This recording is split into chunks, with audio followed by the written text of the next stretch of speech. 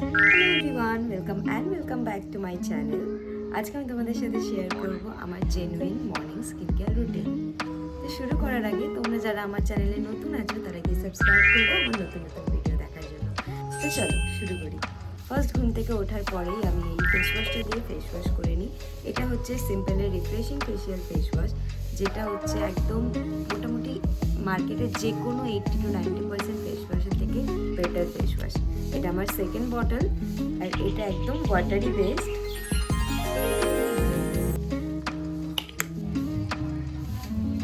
এটা actually all skin টাইপের জন্য বেস্ট। এটা একদম মনে হয় যেন একদম বাটারি ফিনিশ। তো চলে এসেছে আমি মুখ দিয়ে।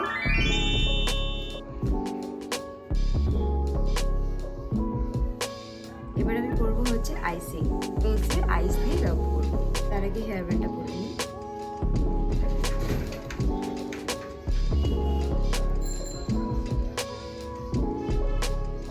আইস দিয়ে ফেস রাব করাটা খুব ইম্পর্টেন্ট। তাতে গিয়ে তোমার ফেসে রক্ত সঞ্চালনটা খুব ভালোভাবে হয়, আর ফেস গ্লো করে, ফেস হাইড্রেশন হয়। শীতকালে আমি একটু অ্যাভয়েড করি, বাট গরমকালে রেগুলার এটা করা উচিত। রেগুলার করলে স্কিনের এফেক্ট তোমরা নিজেরাই দেখতে পাবে। যাদের খুব সেন্সিটিভ স্কিন তারা উইকলি 1 থেকে 2 বার করতে পারো, ডেলি করার দরকার নেই। আর যাদের normal dry skin, oily skin, তারা রেগুলার করতে পারো।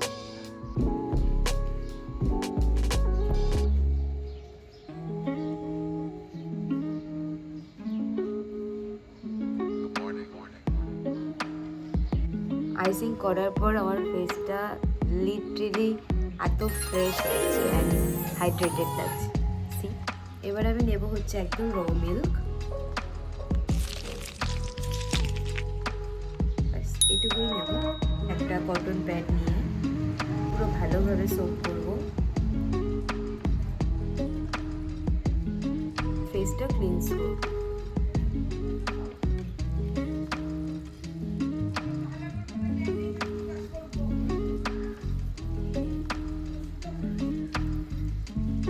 র মিল্ক ফেসের জন্য খুবই উপকারী।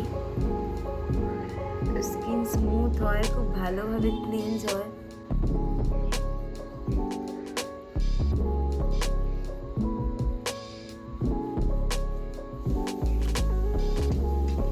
মিল্ক দিয়ে ফেস ক্লিনজিং করে নেওয়ার পরে জাস্ট প্লেন ওয়াটার দিয়ে মুখটা ধুয়ে নেবে।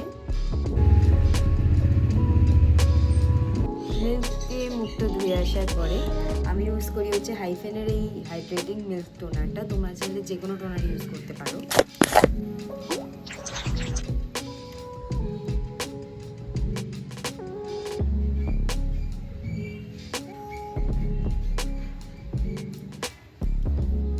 স্কিনটা এত স্মুথ অ্যান্ড সফট দেখতে লাগে, অ্যান্ড এটা বেসিক্যালি স্কিন ড্রিঙ্ক বলে, স্কিনের হাইড্রেশনের জন্য। টোনার ইউজ করার পরে আমি হাইফেনের এই ডাবল শেড ডুয়েল সিরামটা ইউজ করি। এটাও অলরেডি দেখতে পাচ্ছ শেষ হয়ে গেছে। আমি ইউজ করছি প্রায় 2 মাস ধরে। এটা স্কিনের ডার্ক স্পট হটাতে সাহায্য করে, প্লাস তোমার স্কিনে গ্লো আনতে হেল্প করে। তুমি যদি এই টোনার আর সিরামটা ইউজ করার পর যে কোনো বেসে যদি যে কোনো ফাউন্ডেশন দিয়ে ব্লেন্ড করো, একদম পুরো সফট অ্যান্ড একদম পুরো ইজিলি ব্লেন্ড হয়ে যায়। আর এত সুন্দর ভেতর থেকে একটা গ্লো আসবে, তোমরা নিজেরা ইউজ না করলে বুঝতে পারবে না। সিরাম ইউজ করা হয়ে গেছে। সিরাম ইউজ করার পরে সবসময় খুব ভালো একটা ময়শ্চারাইজার ইউজ করবে। আমি ইউজ করছি পন্সের এই হাইড্রা মিরাকেল ময়শ্চারাইজারটা। আমার যেহেতু অয়েলি স্কিন, তাই এখন যেহেতু গরম পড়ে গেছে, গরমকালে যাদের অয়েলি স্কিন তারা সবসময় প্রেফার করবে water base, jail base moisturiser use করার জন্য।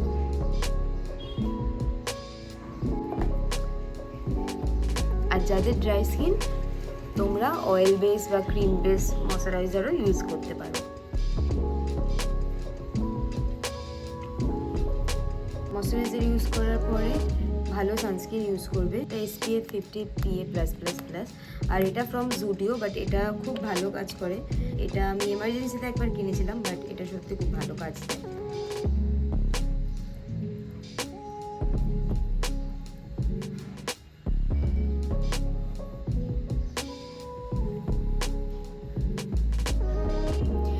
ভাবো যে আমার বাইরে বেরোনোর নেই বা কিছু করার নেই, বাড়িতে থাকলেও সানস্ক্রিন ইউজ করা মাস্ট।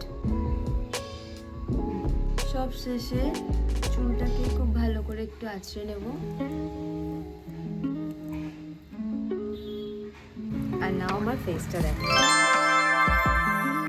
কোনো মেকআপ ইউজ করিনি, বাট ইয়েস ভেতর থেকেই একটা গ্লো ব্যাপার, একটা হাইড্রেটিং ফিল আসছে।